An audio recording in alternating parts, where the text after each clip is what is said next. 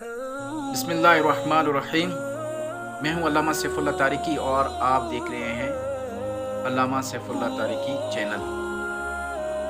اس channel کو آپ نے سبسکرائب کرنا ہے اور زیادہ سے زیادہ شیئر کرنا ہے۔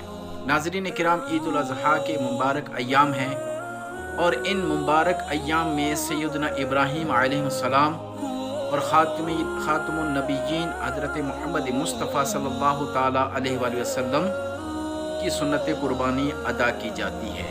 اس لیے میں چاہتا ہوں کہ قربانی کو ذبح کرنے کا مسنون طریقہ کیا ہے آپ کی خدمت میں بیان کر دیا جائے۔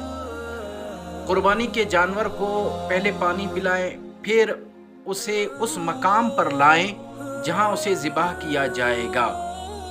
جس چھری سے ذبح کیا جاتا ہے اسے تیز کر دیں تاکہ ذبح کے وقت جانور کو تکلیف کم سے کم ہو۔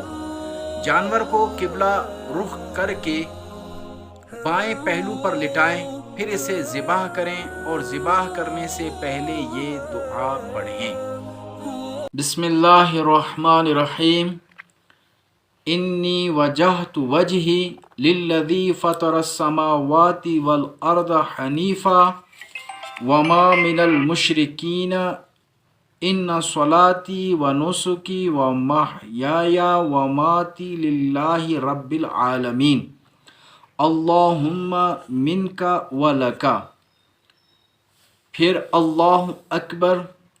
بسم اللہ اللہ اکبر کہہ کر جانور کے گلے پر چھری چلا دیں اور اس بات کا خیال رکھا جائے کہ چاروں رگیں کٹ جائیں یا کم از کم 3 رگوں کا کٹنا ضروری ہے، اور اس کے بعد یہ دعا پڑھیں: اللہم تقبلہ منی کما تقبلت من حبیبک محمد و خلیلک ابراہیم علیہ السلام۔